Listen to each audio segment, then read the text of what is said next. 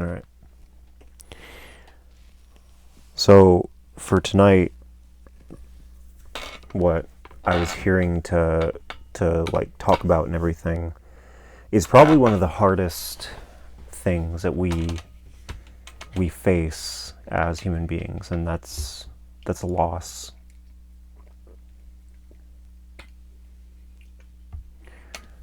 The thing about loss is that it's universal. We will all feel it. Depression, anxiety, fear, doubt, a lot of these things will be felt from time to time, but we will all feel loss at some point. Whether it's the loss of a loved one, the loss of an identity, the loss of a relationship. Loss is one of the most significant, it's one of the hardest things for us to deal with because we don't have answers. All we can oftentimes do is cope with it and accept. When one loses a loved one, for example, you can't revive them. You can't make them come back. You can't reverse it. If they're gone, they're gone. If somebody dies, they're dead. Most times. Like, we'll get it. The story of Lazarus is on the list of things to talk about, but most of the time, like, we're not repping those stories. And the thing about it is that it's very hard to accept this. There's a great many psychological studies that revolve around just understanding grief and the realities of it. But loss in and of itself can come in a lot of other forms. It doesn't, as stated earlier, like it can be, loss can come in the form of like a lost relationship, something that mattered so much and died. Lost friendships, people who just kind of come and go in your life, people who you thought were like close to you and then suddenly they're just gone. Sometimes you don't even get an explanation. They just disappear and stop answering your messages and you have no idea why. They're just gone. And you're left to kind of carry that feeling. See, the thing about it is that, and then we're left to cope with those feelings, because the emotions don't go away every time you think about them, especially if they were close to you. Whoever it was, whatever the case, if that person was close to you, many things will remind you of them. If it was a family member, for example, every time you look in the mirror or somebody comments on how you remind them of this thing that person does. And the really hard thing about friends is that it doesn't stop with family, the way that there's that kind of bleed through of personality and character. We all have had those moments where we notice that we begin to imitate our friends subconsciously. We'll start saying the things that they say. We'll start mirroring some of their actions, their mannerisms. We'll carry these, basically we begin to kind of, where we find companionship, we begin to unify with it. And we begin to resemble those that we love and know. And unfortunately, when they are gone, when we lose those people, we still carry that part of them. And it can almost at times become something that's so heavy to carry because it just brings back those emotions and that pain. It reminds you of them, the times you had, the things that you did, the stories. And you might tell those stories to people, laughing and enjoying them, but at the same time, there's a little bit of pain that comes with it every single time. So we oftentimes cope with these things. We'll bury those feelings as much as we can. And more often than anything, we try to control them, and that's what coping is. You're trying to control how you feel. Oftentimes we don't consider that as being what it is, but it is what it is. You distract yourself. You try to draw your attention elsewhere so you don't have to feel those feelings. You might even mask it with other emotions. I know for myself, like one thing that I've had to learn is that I'm far better at being angry than I am at being sad. And I will subconsciously find things to make myself angry when I feel sad so that I can feel the anger instead of the sadness because I'm more comfortable with that emotion. So I'll be annoyed, angry, whatever, quietly inside, all because I'm actually very, very, very sad. And something is just tearing my heart up, and I can't face it because I can't control it.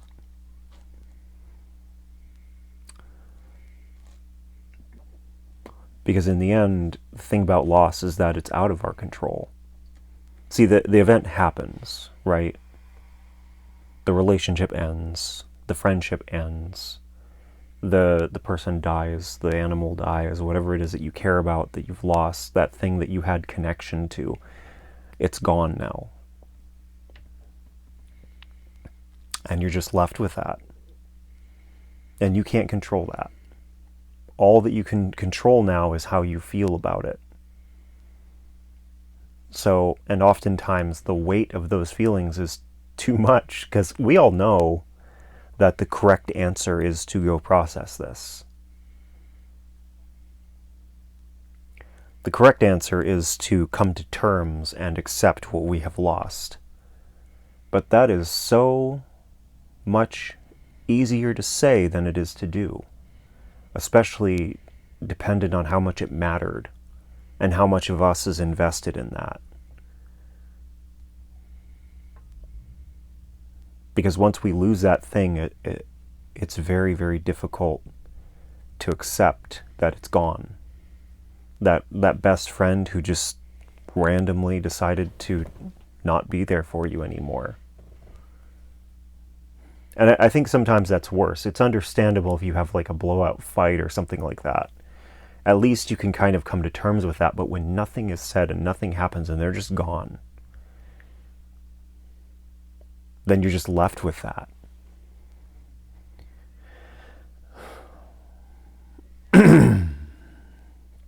No answers, no resolution, no nothing, just emptiness, just a hole.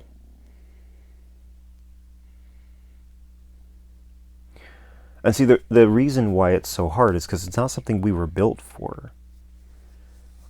Consider the reality of how we came to be, of our creation. God created us in a place, in an environment where there was no death, there was no loss.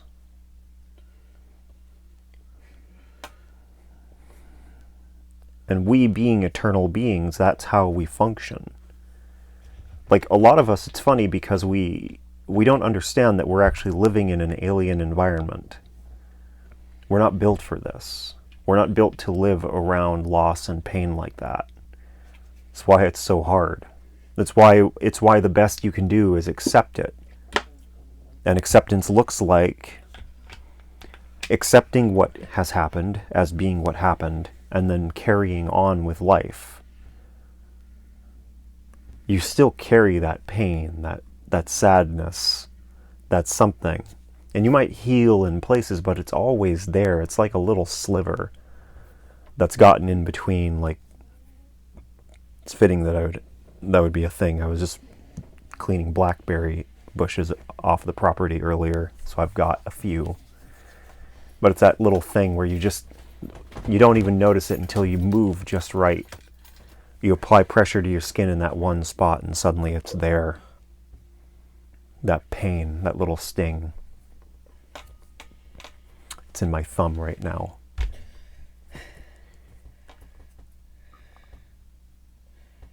But it's heavy because it's in your heart. You can't just pull it out. And we're not meant to carry that. It's painful. It's hard.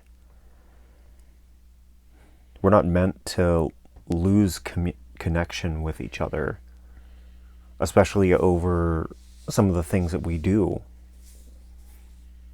I mean, why did this person, like, if I could, like, express how many times I've had people tell me that they broke connection with another person because it was too awkward to talk to them about why they needed to not be friends anymore. And some of those friendships ended not because of anything like reasonable. It was because this person was upsetting them or upset them somehow. Didn't even know that they upset them. And this person just decided to walk away. Just close the whole friendship down. I mean, didn't even talk to him? Didn't even talk to him, just done. So this other friend is left wondering, like, why their friend disappeared on them, and they don't know. It happens a lot. It does.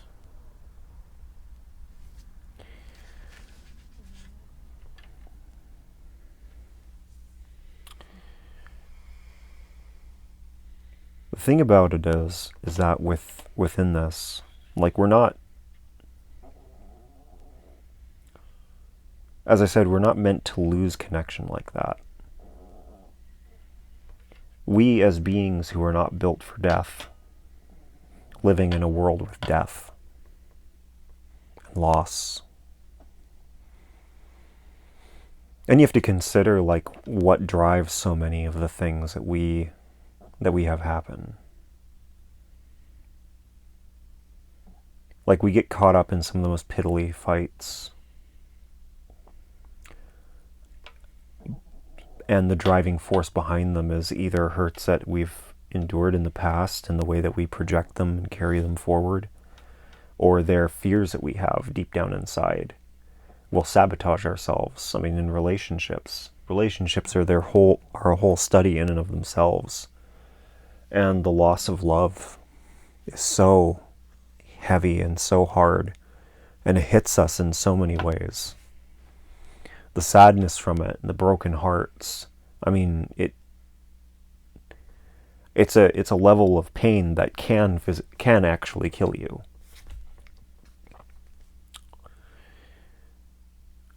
And we're just left with that. And the fight might be over something like, might be over something like one person impeding on the other's space or something like that. And all in all, it comes from this fear of losing identity, because they fear that they're going to lose themselves in this relationship, and they're not going to be and they're going to lose their independence, because they fear what they have endured in the past, where they've lost independence to other relationships. This is just an example, but it happens. It happens that we carry our pains and hurts into our relationships, and the fear of reliving those things will cause us to sabotage the very relationships that we are building, the very opportunities that we are building to develop and grow into something new, to have something that runs deeper and is able to bring so much more out of us. We'll sabotage these things out of fear, out of the fear of losing it. It's this bitter irony. And the same is true with friendships. The same is true with ourselves even. We can completely sabotage who we are in an attempt to gain an idea of who we are. As we grasp for identity, or grasp for an identity that we would prefer, we can oftentimes lose ourselves in the process and not even be able to understand that we did.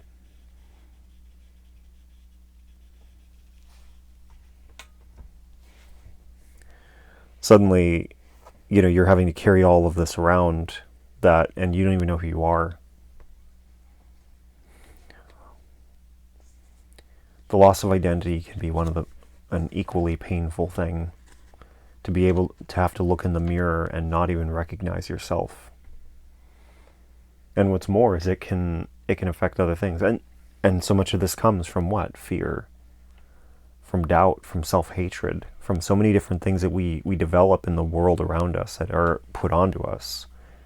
Shame in and of itself, and carrying that around can actually can become like a cancer that kills you from the inside out and kills who you are. Suddenly, you're a different person entirely, and because you're so ashamed that you've run from who you are, and now the people around you who love you and that who you love don't know who you are, and suddenly they start walking away. And again, this is something that feels so out of your control. There are so many people who become monsters as a response to things that they've lost in themselves due to these other kinds of impeding forces. Like, we talk about fear, we talk about death, we talk about shame. God brings this stuff up to us all the time to save us from loss. Because the things that these driving forces will do and the level of pain that they will cause us is beyond what we can accept and beyond what we can handle.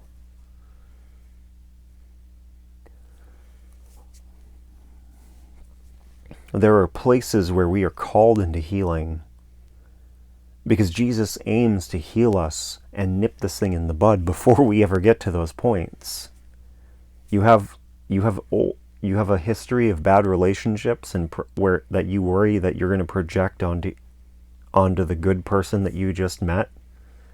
There's place for healing for that, where God's going to draw you in and try to heal that. He's going to work with you and talk to you, and he's going to put people in your life who will pray with you, who will talk through things with you, all in an attempt as he's trying to save you from what will be a painful loss, especially if he brought that person to you.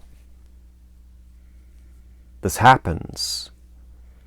A lot of people like to believe the idea of like star-crossed lovers, that God chooses a perfect mate for you somewhere, and that's not real. God chooses a mate for you and you for them, and you're given the opportunity to build something. You're given the opportunity to have something, to grow together with him. But you can just as easily choose not to. Or allow the pains and agonies of life and the things that you're carrying to inhibit that and cause that to split. Community in and of itself is not different. In the church itself, you run into these same problems too. The loss of community can be an exceptionally painful thing. It can almost be as bad as the loss of a lover. The idea of having everybody who you are so close to, where people know you and where you are understood, where you are finding hope, where you are finding love and acceptance, and to have that taken away from you for whatever reason. Maybe it's your fault. Maybe your actions, maybe your pride, maybe your behaviors drove you out of this, or maybe it's them. Maybe they got into some weird line of thinking and began to kind of group think and led them to this headspace where they are rejecting you. Whatever the case, and they're wrong, whatever the case, that loss is so deeply painful. Suddenly people describe that as kind of what it's like coming out of the that gay community and such, and just the loss of everyone who understood them. Yep. In the way that they understood themselves. Yeah. This is true for that. This is true for, my experiences were all within the church. I've lost several communities in churches that I was a part of, and, for one reason or another, was ultimately rejected by. A couple of them were my fault, for sure. A couple of them were not my fault at all. But these are things that happen. Like, this is it. where we lose community can be extraordinarily painful and jarring. And then what's more is it gives us a feeling of trepidation in trying to find another community. We don't want it. Imagine that imagine like you're an extroverted person who needs other people to like recharge your own batteries as a person and feel good about yourself, but your fear of being hurt by people drives you away from them. This is like a classic move of the enemy to destroy people.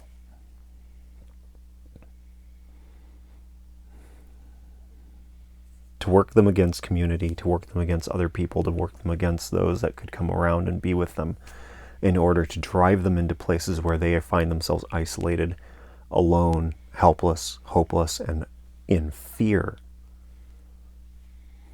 of finding anything new.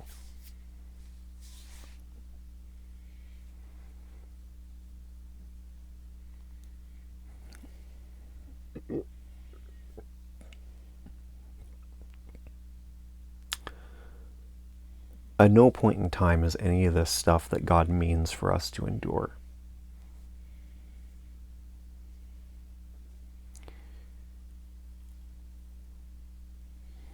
It's just part of the curse that we brought onto ourselves when we made the choices that we did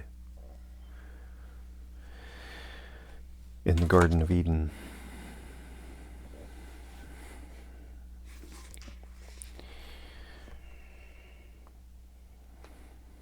And the thing about it is it's not that God doesn't understand what we go through. I want to read you out of John 11, the story of Lazarus. Like I said, it was going to be here. But it's not necessarily the part where Jesus revives Lazarus, it's what leads up to it. A lot of us, like when we think of the story, we remember the point when Jesus goes and tells Lazarus to whatchamacallit. He basically tells Lazarus to wake up here.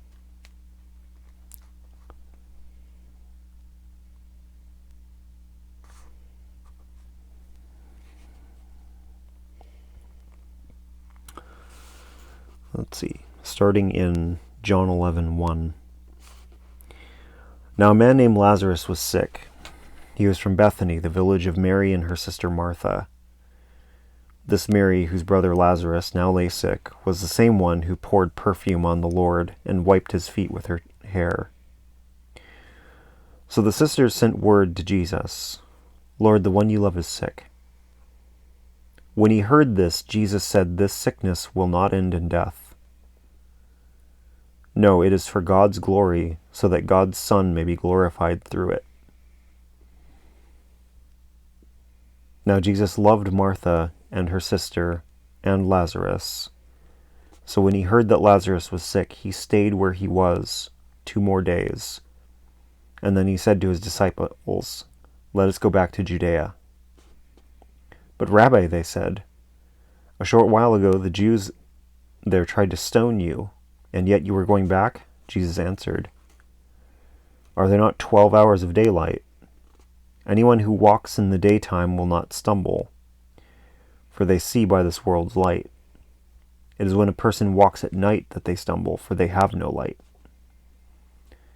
After he had said this, he went on to tell them, "Our friend Lazarus has fallen asleep, but I am going there to wake him up." His disciples replied, "Lord, if he sleeps, he will get better."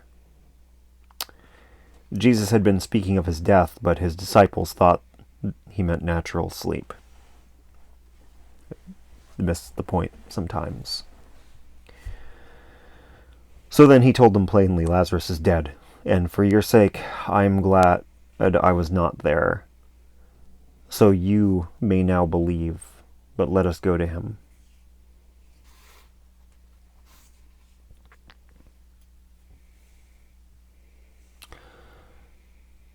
Then Thomas, also known as Didymus, said to the rest of the disciples, "Let us also go, that we may die with him. On his arrival, Jesus found that Lazarus had already been in the tomb for 4 days. Now Bethany was less than 2 miles from Jerusalem, and many Jews had come to Martha and Mary to comfort them in the loss of their brother. When Martha heard that Jesus was coming, she went out to meet him, but Mary stayed at home. "Lord," Martha said to Jesus, "if you had been here, my brother would not have died. But I know that even now, God will give you whatever you ask." Jesus said to her, "Your brother will rise again." Martha answered, I know he will rise again on the resurrection at the last day."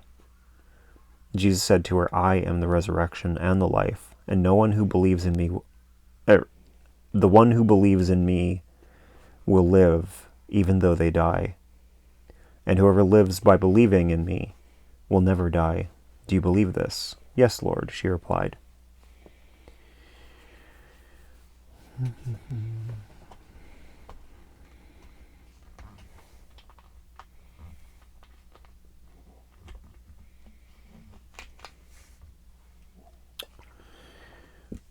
Moving through a little bit, we're going to skip down to verse 33. They go to the tomb, and there are a lot of people there mourning. When Jesus saw her weeping, Mary, and the Jews who had come along with her also weeping, he was deeply moved in spirit and troubled. "Where have you laid him?" he asked. "Come and see, Lord," they replied. Jesus wept. Then the Jews said, "See how he loved him." But some of them said, "Could not he who opened the eyes of the blind man have kept this man from dying?" Jesus, once more deeply moved, came to the tomb. It was a cave with a stone laid across the entrance. He orders them to take away the stone, and then he moves in, and he calls Lazarus back out. Lazarus rises from the dead and comes out. But the key things that I want to draw our attention to are, one, the point that Jesus waited to go and see Lazarus. The first thing he says when he heard this, "The sickness will not end in death. No, it is for God's glory, so that God's Son may be glorified through it." He knew what he was doing. He knew what he was going to go do. Nevertheless, when he showed up and everyone was bawling and weeping over the loss of Lazarus, he also could not help but weep.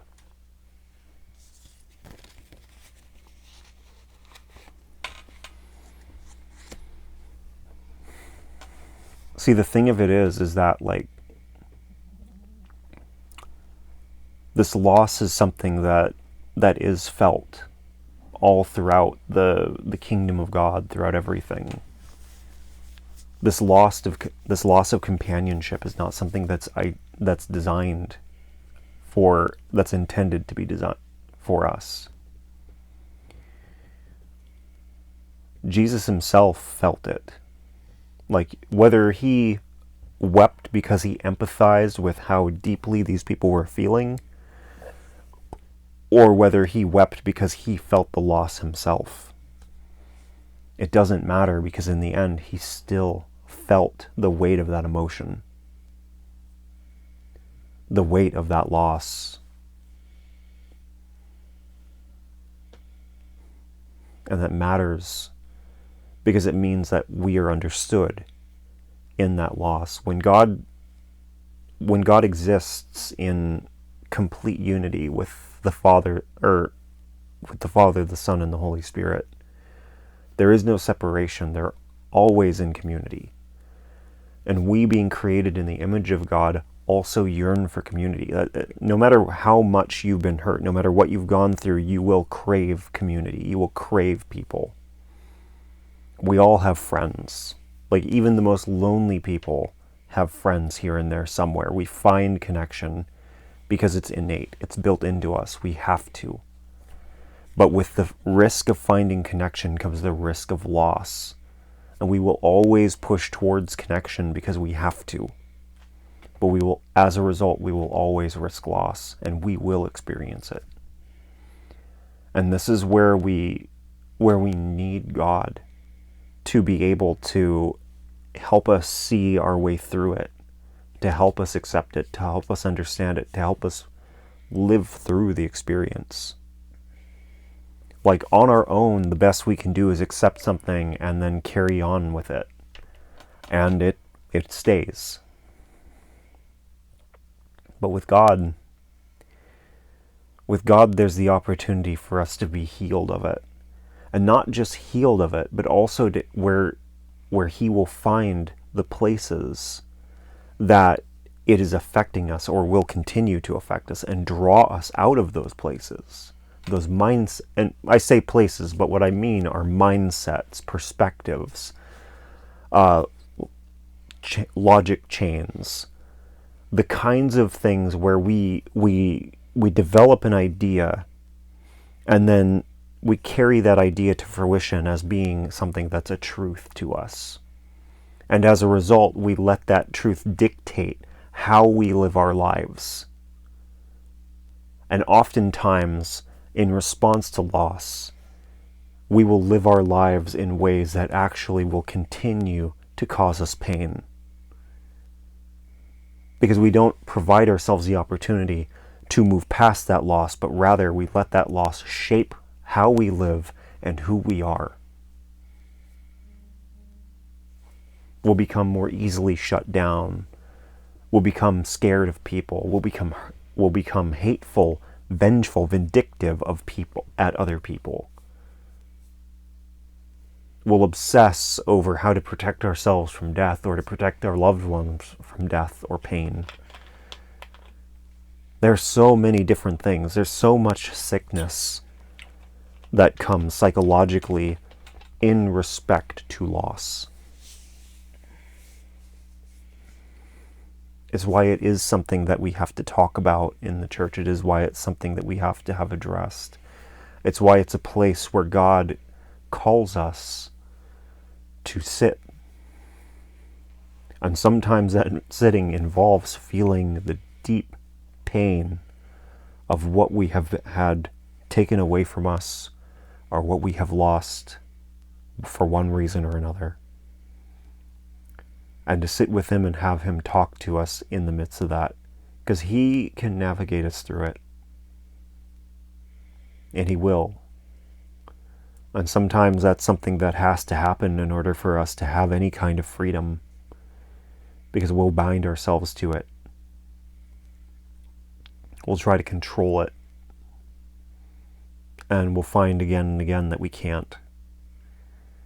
Because a lot of the times our coping mechanisms will actually turn around and start to control us. They're a great mechanic for the enemy to kind of step in and gain a little semblance of control in our lives. I've watched people for years come out of relationships and the way that they act out, the way that they cope.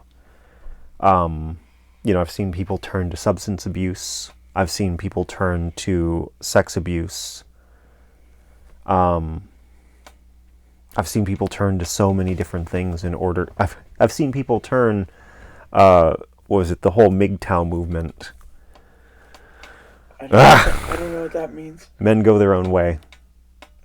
I had one friend who moved to Thailand, met a girl, fell in love with her, and then found out that she was actually married. Oh. And he was so angry that he joined this group. And basically their whole thing is they hate women, they use women, and they justify it. And in his grief over his loss and the betrayal he felt, this is what he chose to live out. And he felt justified to do that.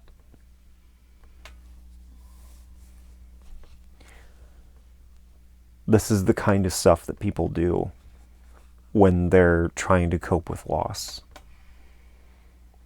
And there are smaller things, of course. I don't, it's wrong to paint the picture that, like, everyone who gets broken up with is going to go join a group that hates the opposite sex. That's silly. Some do that. Some really do. But more often than not, we just bury our feelings. I recently had a conversation with a guy who was talking about video games and about how, like, he spent so much time playing video games, and then when he started getting close to God, he pulled away from them, but every time he pulled away from them, he found that he had a deep well of pain and suffering that had been completely unaddressed. He couldn't even believe that God loved him. It was just bewildering to him. But that was the point, was that he had this just well of things that had been unaddressed because he just buried them under the video games that he was playing. This is more common. Yeah, more common than joining a hate group. But it's still the same thing of just burying it. And that's not to say that we have to always just, like, run to God, slit our wrists and, do the thing and just, like, try to let the bad blood out. This isn't really the thing.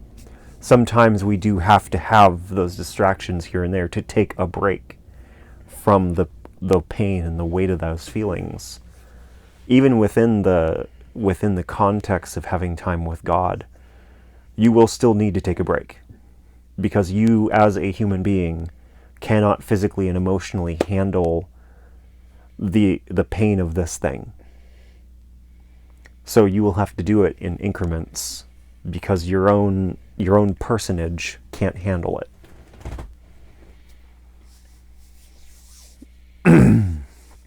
I mean, I struggle to think of a solid example, but it's like, you're being infected with this alien disease.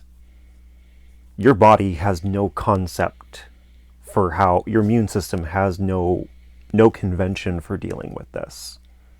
It just happens. And it's gonna have to, like, process out somehow. Because we weren't made for this.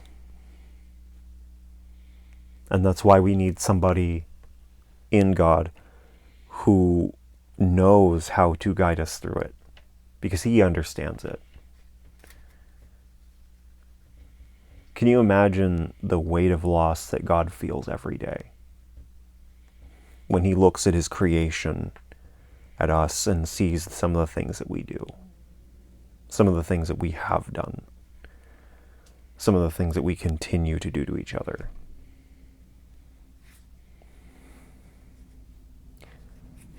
Where the enemy does win the day.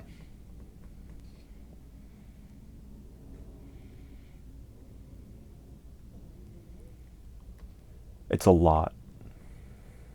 But God, being who he is, he knows how to navigate that. He knows how to get past it. He knows how to deal.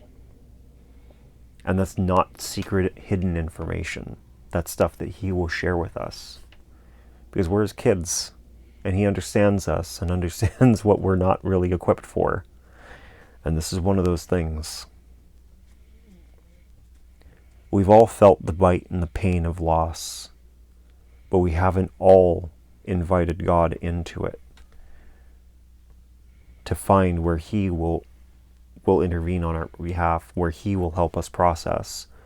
And it's not always pleasant. Like, I'm not going to be straightforward, I'm not going to sit here and share the idea that, like, you're just going to, like, sit down with God, you're going to be instantly healed. Sometimes it will take time.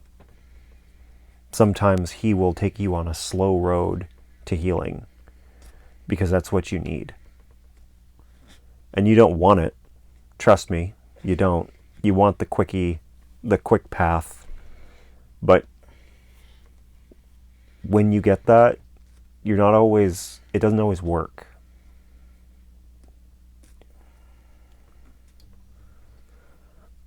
we'll do a message on rejection here very soon, probably next week. I don't know for sure. I just know that I've been hearing about it. Thought we did. Hmm? Thought we did, or maybe it was something different. We've done it before, but I just know that we're supposed to go over it.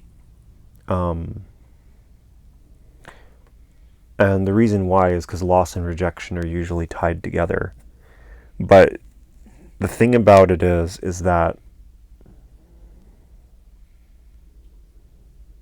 there's a story that I'll tell about myself, but,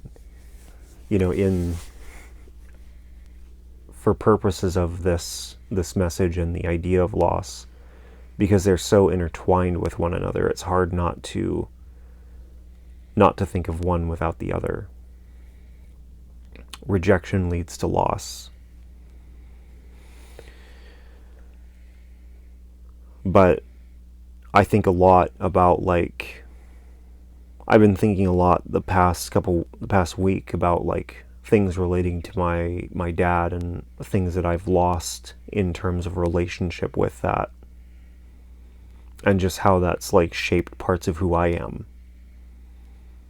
And I know that this is something that God brought up to me some number of years ago, and where I've tried to ask him to heal my rejection issues and the pain of that particular event. It has been a slow process where I'll get a bit of it, but then I make the mistake of doing what we all do, which is we say, God addressed this with me, I'm now healed, I'm now better, it's done. And then we carry on because we presuming to be done with this because God touched on it. And that's not true.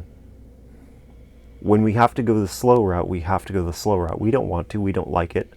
We all want to have it be done as quickly as possible because it hurts. It's difficult to look at these things. It's difficult to feel the weight of them, to feel that pressure, to feel the heartbreak. So where he moves us through, where he carries us, sometimes he understands that he has to take it slow with us sometimes because we're like that. We can't handle it all. We don't like it, so we try to push forward. Try to say it's done. It's kind of like somebody calling attention to a significant social problem. We'll say racism just because it's pertinent to modern society, but it's like somebody calls attention to the fact that there's racism out there. And then we all just assume that because somebody said it's out there, it's now dealt with.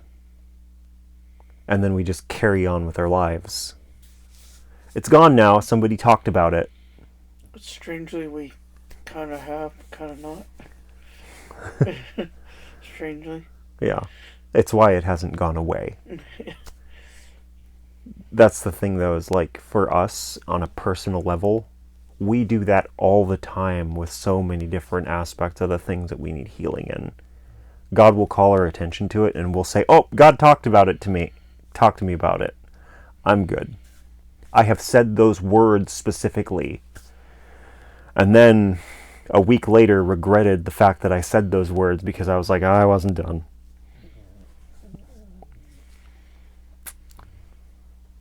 This particular thing that I was thinking about that I'm using as an example here, it's been years, since I was 3 years old, years.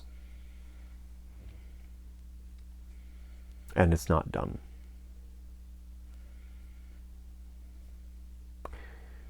But it's in process. See, the thing about it is that for some of these things, what matters is the impact that it has on you and how deeply it affects you. When something shakes you to the very core of who you are, it will be much harder for you to let that go because the pain of it runs so much deeper. We fear pain. loss is painful. Loss is very painful. And as a result, we will do a great many things to not feel pain. So when it comes down to it and we need to process through something, God's saying, hey, I want to talk to you about this. Whether we intend to or not, sometimes subconsciously we say, that hurts. I don't want to talk about that. I don't want to go there. Okay, well, I want to talk about it. Okay, let's talk about it. It hurts. It sucks. Heal me. Let's talk about it. I guess I'm healed. He talked about it. We're healed. We're good. Anything but having to sit in that, in the mires of that pain. But this is sometimes the process that we go through in order to be free of that pain. No physical wounds. The worst kinds of physical wounds are not going to get better if you just leave them alone and pretend they're not there. They tend to do things like get infected and develop gangrene. Then you got to get things cut off, and that's a bad day.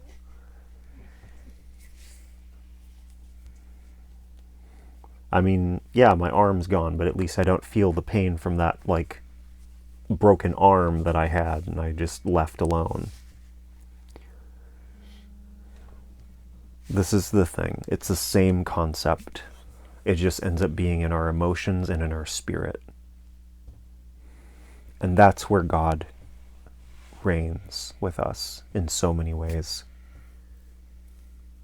That's where we need him.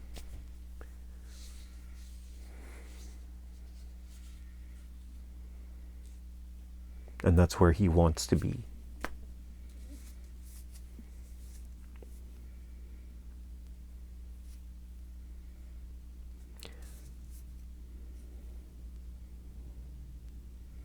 And that's what I've got.